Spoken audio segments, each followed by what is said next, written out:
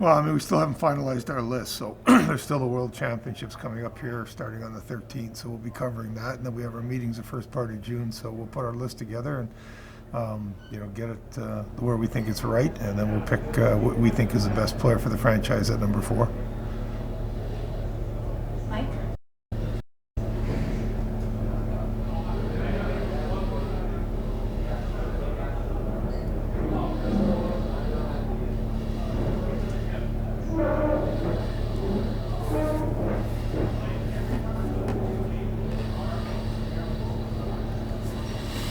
It's really hard to say. I mean, I think there are players that are available to step in and play this year, but it really all depends on what happens with the 3 picks before us and who we get it for, whether we think they're ready to step in or not. So still a little bit early until we get to that day and make that selection.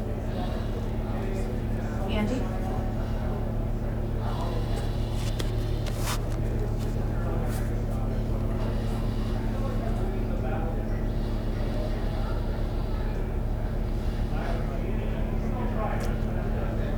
I lost it. Andy, I lost you. I think you were asking about how much you expect my list can change. I mean, there still is a lot of hockey to be played. The playoffs are happening. The World Championships are happening. So there is still a lot to cover. And we'll have those meetings the first part of June, sort of finalize our list. And then my guess is it'll continue to tweak a little bit right up until draft day. And then again after round 1. Brian?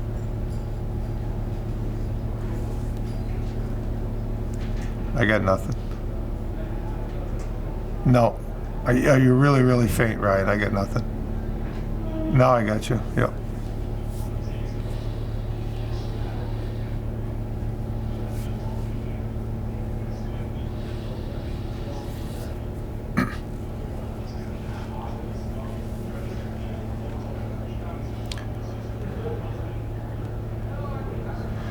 Well, I think it's certainly better. It's not back to the way it normally is, especially with all the COVID that we had in the fall and first part of January. But, our guys have been able to get out and see a lot more games live this year. Unfortunately, a lot of our guys did contact COVID, being on the road and traveling. But they've managed to battle through that, and they continue to scout. We just had guys get back from the U18 tournament over in Munich, and like I said, we'll have guys covering the playoffs right up to the Memorial Cup, and we'll be over covering the World Championships as well here starting next week. Darren?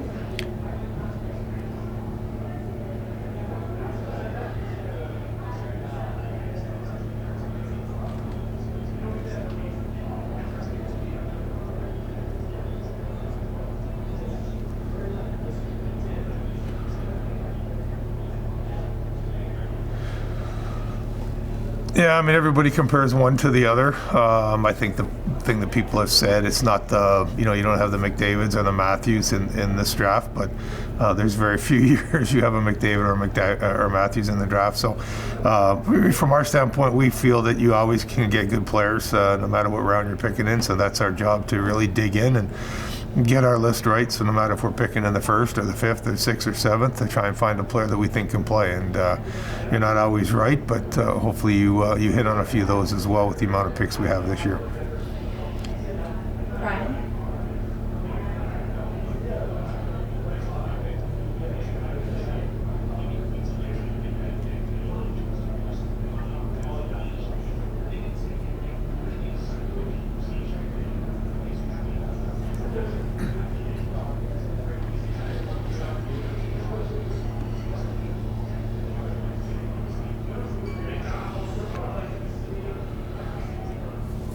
Well, I mean, we went into last year's draft without, like this year we have 12 picks, so we didn't have as many last year. So obviously with the 12 picks, especially 5 in the first 2 rounds, it gives us some options. And, do we use all our picks this year to draft players? Do we use them to trade? Do we use them to move up in the draft? I mean, there's a lot of things we can do with those picks. So we'll explore every option over the next few months and be ready to go when the draft happens on the 7th, 8th of July.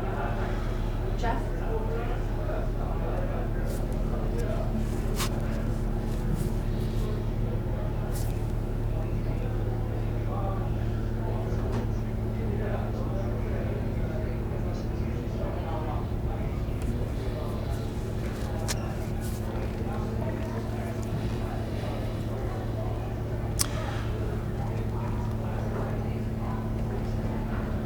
Yeah, no, we feel pretty comfortable that we can get guys in the top.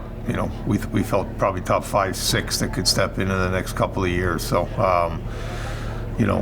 We feel there's a couple players that step into this year's lineup probably in the NHL. Whether they get to us at 4 and we're able to pick them or not remains to be seen. But there are talented players in this draft. The difference, sitting at 3, we had basically a 30% chance in our minds of staying where we were, moving up, and we had a 40% chance dropping to 4. So the odds were highly in favor of us dropping, unfortunately, and that's what happened today.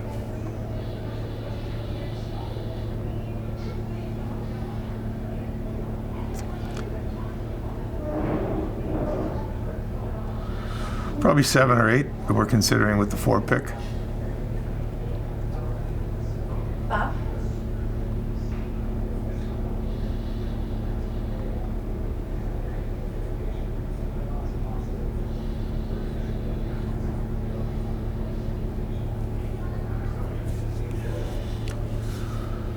Yeah, no, and we break it down probably even more than that, Bob. We go from level to level. So we just feel there's good players in the draft. There always are. It's been an interesting couple of years. Maybe guys haven't had the chance to develop with COVID and missing a season last year, so you factor that in this year. But having the opportunity to throw more darts at the board this year, we feel pretty good about where we sit. And I can tell you our staff that I feel they did an excellent job last year and then the selections, and I know they've been working extremely hard this year, and I know they'll do a great job again this year in drafting the best possible players for the Kraken to be successful. Anyone else? All right, Curtis, this will be our last question.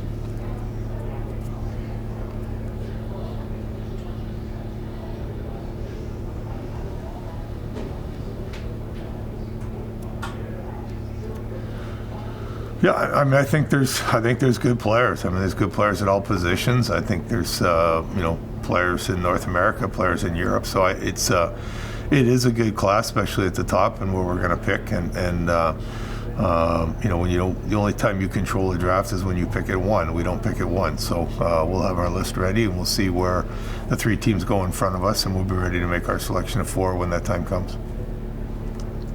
Great, thank you, Ron, and thanks everyone for joining. We'll have this recording up on our Dropbox shortly. Thanks so much.